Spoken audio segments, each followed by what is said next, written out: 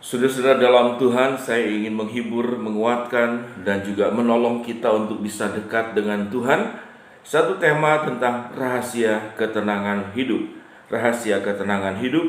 Mazmur 62 ayat 2-3 berkata demikian. Hanya dekat Allah saja aku tenang, daripada nyalah keselamatanku. Hanya dialah gunung batuku dan keselamatanku, kota bentengku, aku tidak akan goyah. Saudara-saudara, ketenangan hidup adalah sesuatu yang diidamkan, diharapkan, dan menjadi sesuatu yang mewah dalam kehidupan kita. Pertanyaannya, mengapa seseorang itu, saudara, hidupnya itu tidak mengalami sebuah ketenangan?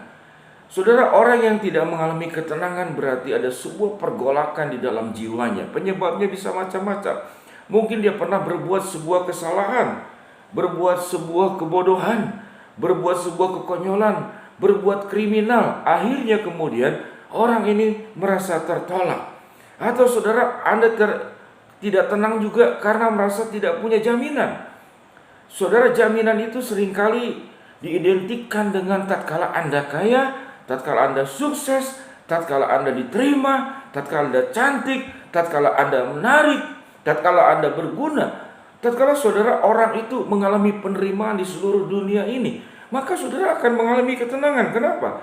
Karena dimanapun Anda pergi, dimanapun Anda berada, seorang terbuka untuk menerima engkau.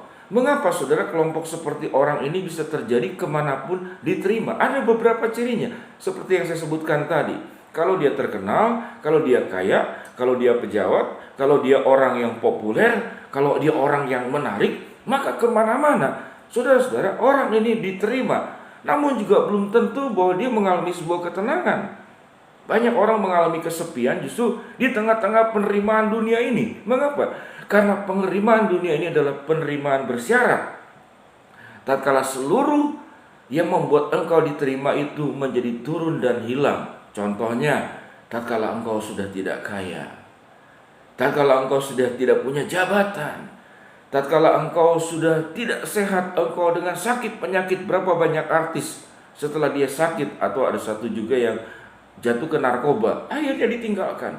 Mengapa?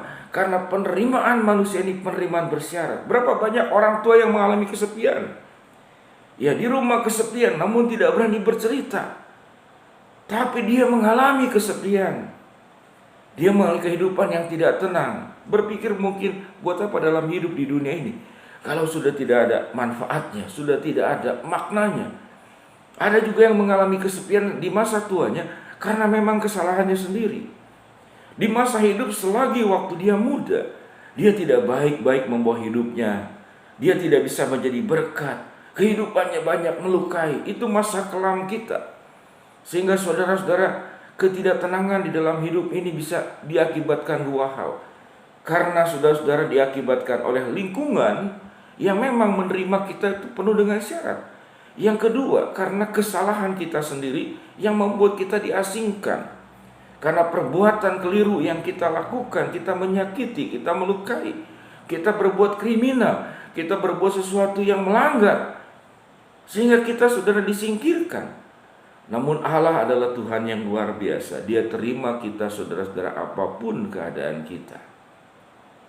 Bahkan penjahat yang ada di samping salib Yesus, yang seumur hidupnya mungkin tidak pernah berbuat secuil pun kebaikan, Allah terima. Tatkala berkata, "Ya Allah, ya Yesus, ya, ingatlah aku." Dan Yesus berkata, "Hari ini juga engkau akan bersama-sama aku di dalam Firdaus." Sebuah penerimaan yang tanpa syarat yang Tuhan berikan kepada kita. Hanya dekat Allah saja aku tenang. Sebuah ketenangan ilahi, ketenangan damai yang luar biasa. Setelah Tuhan menerima kita, tentu saudara-saudara harus ada perubahan hidup yang terjadi dalam kehidupan kita. Saudara, tetap tenang dekat dengan Tuhan. Saya berdoa buat saudara sekalian. Bapa yang di dalam surga, buat semua jemaat yang mengalami ketidaktenangan di dalam hidup karena faktor-faktor yang disebutkan tadi, biar boleh kami datang kepada Engkau Allah yang menerima kami. Kepada Engkau saja kami mengalami ketenangan yang tidak pernah mengalami penolakan.